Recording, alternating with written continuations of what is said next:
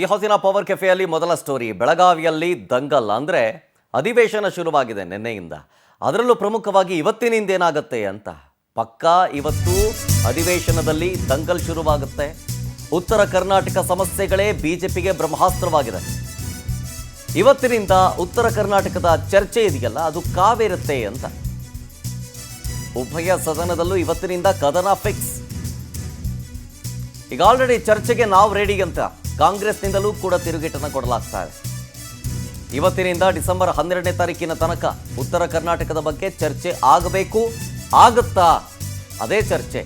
ಯಾಕೆಂದರೆ ಕಳೆದ ಬಾರಿಯ ಸೆಷನ್ ಅನ್ನು ಗಮನಿಸಿದ್ವಿ, ಬರೀ ಸದ್ದು ಗದ್ದಲದಲ್ಲೇ ಸದನ ಮುಗದೇ ಹೋಯಿತು. ಉತ್ತರ ಕರ್ನಾಟಕ ಭಾಗದ ಸಮಸ್ಯೆಗಳ ಬಗ್ಗೆ ಪರಿಹಾರ ಅಥವಾ ಸಮಸ್ಯೆಗಳ ಪ್ರಶ್ನೆಗಳಿಗೆ ಉತ್ತರ ಕೊಡೋದಾಗಲಿ ಯಾವುದೂ ಕೂಡ ಆಗಲಿಲ್ಲ ಸಮರ್ಪಕವಾಗಿ.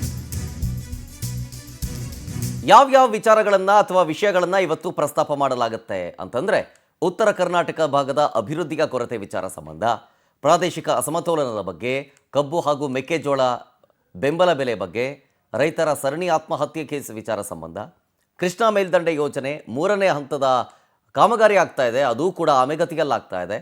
ಮಹದಾಯಿ ಕಳೆದ 2.5 ವರ್ಷದಿಂದ ನೀಡಲಾಗಿದ್ದಂತಹ ಭರವಸೆ ಇನ್ನೂ ಕೂಡ ಈಡೇರಿಲ್ಲ ಅನ್ನೋದರ ಬಗ್ಗೆ ಚರ್ಚೆ. ಇದೆಲ್ಲವೂ ಕೂಡ ಇವತ್ತು ಅಸಲಿ ದಂಗಲ್ ಶುರುವಾಗುತ್ತೆ ಅಂತ ಅಧಿವೇಶನದಲ್ಲಿ.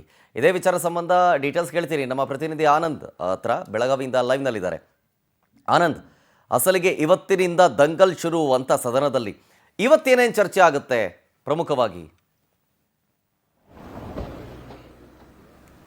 ಶರತ್, ಪ್ರಮುಖವಾಗಿ ನಿನ್ನೆ ಅಷ್ಟೇ BAC ಮೀಟಿಂಗ್ನಲ್ಲಿ ಸಿಎಂ ಸಿದ್ದರಾಮಯ್ಯ ಹಾಗೆ ಗೃಹ ಸಚಿವರು ವಿಪಕ್ಷ ನಾಯಕರು ಕೂತು ಒಂದು ಚರ್ಚೆಯನ್ನ ಮಾಡಿದ್ರು.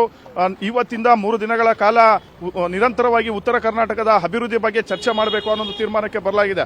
ಅದರಂತೆ ಬಿಜೆಪಿ ನಾಯಕರು ಕೂಡ ಸ್ಪೀಕರ್ ಅವರಿಗೆ ನಿಲುವಳಿಯನ್ನ ಕೊಟ್ಟಿರ್ತಕ್ಕಂಥದ್ದು ಉತ್ತರ ಕರ್ನಾಟಕ ಭಾಗದ ಚರ್ಚೆಗೆ. ಪ್ರಮುಖವಾಗಿ ಇಲ್ಲಿ ಕಬ್ಬು ಬೆಳೆಗಾರರ ಒಂದು ಸಾಕಷ್ಟು ಸಮಸ್ಯೆ ಇದೆ, ಮೆಕ್ಕೆಜೋಳದ ಸಮಸ್ಯೆ ಇದೆ, ಹಾಗೆ ನೀರಾವರಿ ಸಮಸ್ಯೆಗಳು ಕೂಡ ಇರ್ತಕ್ಕಂಥದ್ದು. ಜೊತೆಗೆ ತುಂಗಭದ್ರಾ ಡ್ಯಾಂಗೆ ಕ್ರಶ್ ಗೇಟ್ ಅನ್ನು ಅಳವಡಿಕೆ ಮಾಡತಕ್ಕಂಥ ನಿಟ್ಟಿನಲ್ಲೂ ಕೂಡ ವಿಳಂಬ ಮಾಡಲಾಗ್ತಾ ಇದೆ. ಆ ಕಡೆ ಕೃಷ್ಣಾ ಮೇಲ್ದಂಡೆ ಯೋಜನೆಯ ಒಂದು ಕಾಮಗಾರಿಗಳು ಕೂಡ ನೆನೆಗುದಿಗೆ ಬೀಳ್ತಾ ಇರತಕ್ಕಂಥದ್ದು. ಜೊತೆಗೆ ರೈತರಲ್ಲಿ ಈ ಒಂದು ಸರ್ಕಾರ ಬಂದಂತ ಸಂದರ್ಭದಲ್ಲಿ ಸುಮಾರು 2,000 ರೈತರ ಆತ್ಮಹತ್ಯೆ ಆಗಿದೆ ಅನ್ನೋ ಒಂದು ಗಂಭೀರ ಆರೋಪವನ್ನು ಬಿಜೆಪಿ ನಾಯಕರು ಮಾಡ್ತಾ ಇದ್ದಾರೆ. ಈ ಎಲ್ಲ ಒಂದು ವಿಚಾರವನ್ನ ಪ್ರಸ್ತಾಪ ಮಾಡಿ ಸರ್ಕಾರವನ್ನ ಮುಜುಗರ ಉಂಟು ಮಾಡತಕ್ಕಂಥ ಒಂದು ಕೆಲಸಕ್ಕೆ ಬಿಜೆಪಿ ನಾಯಕರು ಮುಂದಾಗ್ತಕ್ಕಂಥ ಒಂದು ಸಾಧ್ಯತೆ ಇದೆ. ಪ್ರಮುಖವಾಗಿ ಈಗಾಗಲೇ ಎಲ್ಲಾ ರೀತಿಯ ಒಂದು ಅಂಕಿಅಂಶಗಳನ್ನು ಕೂಡ ವಿಪಕ್ಷ ನಾಯಕರು ಸಂಗ್ರಹ ಮಾಡಿಕೊಂಡಿರ್ತಕ್ಕಂಥದ್ದು. ಹಾಗಾಗಿ ದಾಖಲೆ ಸಮೇತ ಸರ್ಕಾರವನ್ನು ಇಕ್ಕಟ್ಟಿಗೆ ಸಿಲುಕಿಸತಕ್ಕಂಥ ಒಂದು ಪ್ರಯತ್ನವನ್ನು ಕೂಡ ಮಾಡಬಹುದು.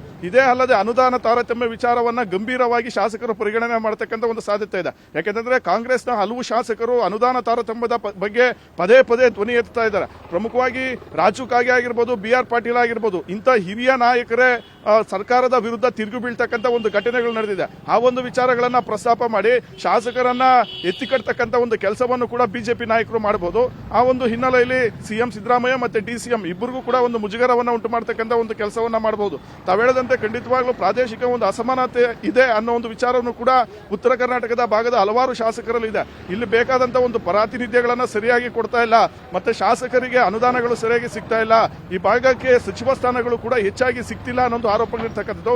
ಈ ಎಲ್ಲಾ ಒಂದು ವಿಚಾರಗಳನ್ನ ಮುಂದಿಟ್ಟು ಇವತ್ತು ಸರ್ಕಾರದ ವಿರುದ್ಧ ತೀವ್ರ ವಾಗ್ದಾಳಿಯನ್ನ ನಡೆಸೋದಕ್ಕೆ ಬಿಜೆಪಿ ನಾಯಕರು ಮುಂದಾಗಿರ್ತಕ್ಕಂಥದ್ದು. ಮತ್ತೊಂದು ಕಡೆ ಇವತ್ತು ಬೆಳಗ್ಗೆ ಸುಮಾರು 20,000 ರೈತರ ಜೊತೆ ಮುತ್ತಿಗೆ ಹಾಕೋದಕ್ಕೂ ಕೂಡ ಬಿಜೆಪಿ ನಾಯಕರು ತೀರ್ಮಾನವನ್ನ ಮಾಡಿಕೊಂಡಿದ್ದಾರೆ. ಮಧ್ಯಾಹ್ನ 12 ಗಂಟೆಗೆ ಬೆಳಗಾವಿ ಸುವರ್ಣಸೌಧದ ಸುಮಾರು 1.5 ಕಿಲೋಮೀಟರ್ ದೂರದಲ್ಲಿ ಒಂದು ಸಮಾವೇಶವನ್ನು ಕೂಡ ಆಯೋಜನೆ ಮಾಡಲಾಗಿರ್ತಕ್ಕಂಥದ್ದು. ಆ ಸಮಾವೇಶ ಮುಗಿದ ನಂತರ ನೇರವಾಗಿ ಸುವರ್ಣಸೌಧಕ್ಕೆ ಮುತ್ತಿಗೆ ಹಾಕಿ ಉತ್ತರ ಕರ್ನಾಟಕ ಭಾಗದ ಒಂದು ಸಮಸ್ಯೆಗಳಿಗೆ ನ್ಯಾಯ ಒದಗಿಸತಕ್ಕಂಥ ಒಂದು ಕೆಲಸವನ್ನ ಮಾಡಬೇಕು ಅನ್ನೋ ಒಂದು ನಿಟ್ಟಿನಲ್ಲಿ ಒತ್ತಾಯ ಮಾಡತಕ್ಕಂಥ ಒಂದು ಸಾಧ್ಯತೆ ಇದೆ. ಇದೇ ಅಲ್ಲದೆ ಪ್ರಮುಖವಾಗಿ ಈ ಒಂದು ಹೋರಾಟದ ಒಂದು ನೇತೃತ್ವವನ್ನು ವಿಜಯೇಂದ್ರ ಮತ್ತೆ R ಅಶೋಕ್ ಅವರು ವಹಿಸಿಕೊಂಡಿರ್ತಕ್ಕಂಥ ಒಂದು ಹಿನ್ನೆಲೆಯಲ್ಲಿ ಈ ಒಂದು ಹೋರಾಟ ಒಂದು ರೀತಿ ಗಂಭೀರ ಸ್ವರೂಪವನ್ನು ಪಡೆದುಕೊಳ್ತಕ್ಕಂಥ ಒಂದು ಸಾಧ್ಯತೆ ಕೂಡ ಇದೆ. ಆದ್ರೆ ಇಲ್ಲಿ ಪ್ರಮುಖವಾಗಿ ಸಿಎಂ ಸಿದ್ದರಾಮಯ್ಯನವರು ರೈತರ ಒಂದು ಹೋರಾಟ ಸ್ಥಳಗಳಿಗೆ ಹೋಗಿ ಅವರ ಮನವೊಲಿಕೆ ಮಾಡುವಂತೆ ಕೆಲವು ಸಚಿವರಿಗೂ ಕೂಡ ಟಾಸ್ಕ್ ಕೊಟ್ಟಿದ್ದಾರೆ. ಈ ಕಡೆ ಲಕ್ಷ್ಮೀ ಹೆಬ್ಬಾಳ್ಕರ್, ಸಂತೋಷ್ ಲಾಡ್ ಸೇರಿದಂತೆ ಹಲವು ಸಚಿವರಿಗೆ ಸೂಚನೆಯನ್ನು ಕೊಟ್ಟಿರ್ತಕ್ಕಂಥದ್ದು. ಹಾಗಾಗಿ ಸಚಿವರು ಕೂಡ ಪ್ರತಿಭಟನಾ ಸ್ಥಳಕ್ಕೆ ಹೋಗಿ ಅವರ ಒಂದು ಮನವೊಲಿಕೆ ಮಾಡತಕ್ಕಂಥ ಸಾಧ್ಯತೆ ಇದೆ. ಅದಾಗದೇ ಇದ್ದಂತ ಪಕ್ಷದಲ್ಲಿ ಸುವರ್ಣಸೌಧ ಮುತ್ತಿಗೆ ಹಾಕ್ತಕ್ಕಂಥ ಸಾಧ್ಯತೆ ಇದೆ. ಶರತ್, ಥ್ಯಾಂಕ್ ಯು ಆನಂದ್ ಡೀಟೇಲ್ಸ್ಗಾಗಿ.